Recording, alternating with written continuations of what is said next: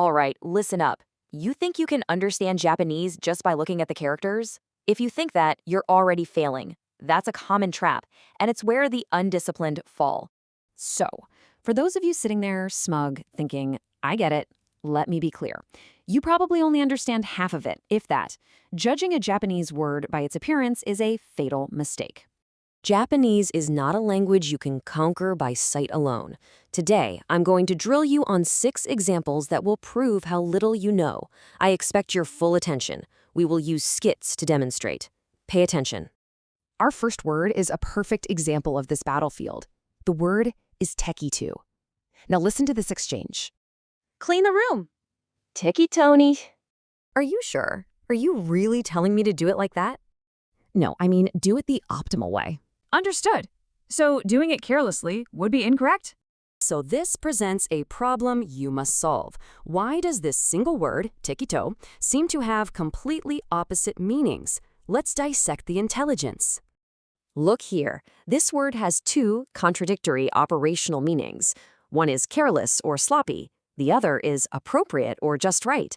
So when you are ordered to do something tekito, it's often a command to use your judgment to find the most fitting solution. It is not an excuse for sloppy work. Context is your only guide. And to complicate matters further on the legal front, tekito means reasonable or valid, an entirely different weapon. This proves that the field of engagement can completely alter a word's function. Looking at the surface will get you nowhere. Next objective, imi. Observe the following scenario. We'll cut taxes. We'll improve healthcare. We will build new roads.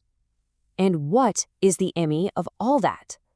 Well, cutting taxes means reducing the amount. That's an explanation. That is not the emi. This is a critical point. Most of you probably think imi just means meaning, as in a dictionary definition. You'd be wrong. In the theater of comprehension, a question about imi demands to know the significance, the consequence, the role it plays. It's asking what will change and how. So if you were on a test and just wrote down the dictionary definition, you'd get a 0, a complete failure. You must think one step ahead. Always consider the function of the word in the exchange. Now we move on to zen'i. Listen to this skit. I'm going to do this good deed with zen'i. You know, in a legal context, zen'i means you did something without knowing a critical fact. Wait, what? So because I know I'm trying to do something good, it's technically acqui? Precisely. It sounds backward, but that's the law. Let me be perfectly clear. This is not about your feelings. It has nothing to do with good intentions or bad intentions.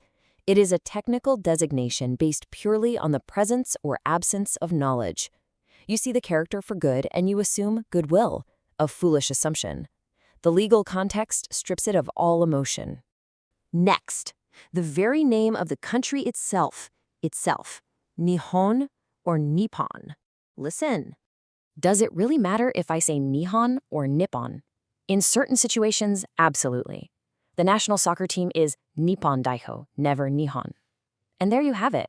The meaning is identical, but the pronunciation changes with the gravity of the situation. Nippon is for formal, national, and official declarations. Nihon is for common, everyday use. Choosing the wrong one shows a lack of situational awareness. Moving on, uchu. Pay attention to this. Imagine a report comes in. Someone is taking a trip to uchu. An English speaker would demand clarification. Do you mean space, the galaxy, or the entire universe? But Japanese often consolidates all of these concepts of varying scales into the single word uchu. This means your only tool for understanding is context. You must analyze the surrounding data to determine the correct scale. Guesswork is not an option.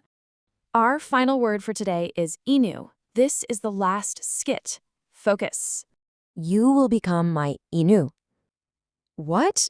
Like woof? A being that obeys. Then from a broadcast in the background. Makeinu. Oh, that poor dog? The meaning is different.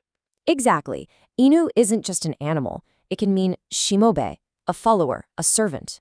Or, as part of makeinu, it means a loser. The word itself is a blank slate. Its role within a larger phrase dictates its meaning.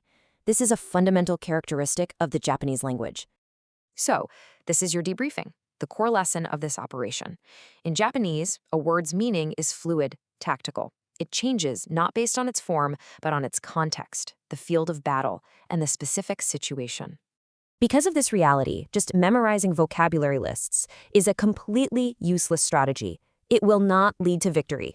What is necessary, what is absolutely required, is to understand how these words are deployed in the field by native speakers. So I will leave you with this final command. Those of you who are content to stop at, I kinda get it, will progress no further. Your journey ends here. To achieve mastery, to become a true winner, you must never cease to think, to question, to dig deeper. You must conquer the true meaning of words. That is all. Dismissed.